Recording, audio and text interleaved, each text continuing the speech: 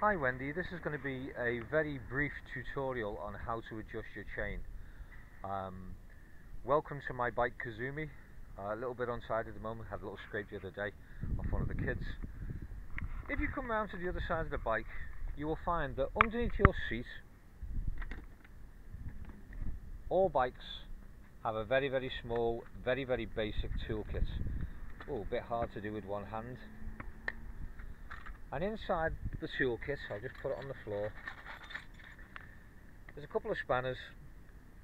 This one has a little extending arm to give you a little bit more leverage when you're trying to undo your back wheel, because it's quite hard if you're trying to put all your pressure in the space of a couple of inches.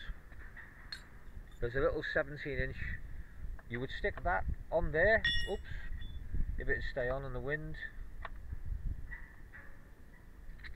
and then you would come around the other side and you would loosen your back wheel off. Yep, and this allows, as I said, this allows you to get a little bit more torque when it comes to loosening the wheel. I'm just going to angle that there in a minute to get it out the way. Actually, let's just take it off.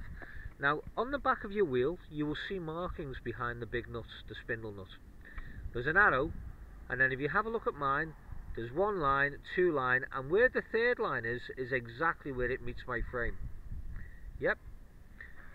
Now if you have a look at the other side, you've got the arrow, and then 1, 2, and where the third line meets, that's where my frame meets. So that means that my wheel is perfectly in alignment. If that was different on one side to the other, that's a problem. That means your wheel is actually squiff, which means at high speed it could wobble, force itself loose, and come off. Now my chain, as you can see, moves about an inch, which is what it should move. If it's anything more than that, you risk the problem of at high speed, this chain will jump off this sprocket, jam between the wheel, slam on the bike, and cause you to do a complete fly over the handlebar job. So, very important. Right, so once you've undone your wheel, not so much that it can physically move left and right, but enough so that when we start tightening these little nuts here, it allows the wheel to slowly draw back. What you would do is you would take your 12mm spanner and you would start at the bottom on the left hand side, and you would turn it one half a rotation until it's facing from bottom to top. Then you would go round the other side, and because you're going the opposite way, you would start at the top on the right hand side and you would go from top to bottom. Now technically what you've done is drawn your bike chain back a couple of mil, but that couple of mil makes a massive difference. Now if it turns out when you go around and test your chain it's not enough, you don't feel you've moved it enough, what you would do is go back to the other side and from the bottom half a turn again, and then come round from the top half a turn again and test it. Now if it turns out your chain is within that inch that I referred to, then you would put your spanners back on and tighten the wheel as tight as you can, because you don't want it coming loose. Once you've done that, you would find that this second nut, the smaller of these two, there will be a gap between them, because obviously you've moved the bigger one forward. So what you would do then is you would just take the 10mm spanner and tighten it till it meets it. No, only till it meets it.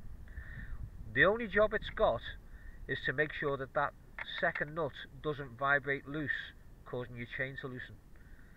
And that's it. And that's your basic way of doing your chain.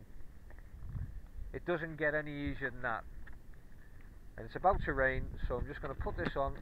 I'll pick up my toolkit in a minute. And that is the simplest way of explaining how to do that job. It's a job that if you take it into the mechanic, he'll charge you between £10 and £20 plus VAT, because it's his time and they charge by the half hour. Now that will save you a fortune over a period of time. This is a brand new chain and sprockets I've got on. It's only been on about 2 weeks. Now I've just had to take mine yesterday. It's a shame I didn't talk about this yesterday, because I could have showed you it as I was doing it. But it's very simple. But if you can, try and get to watch someone do theirs first or do yours first.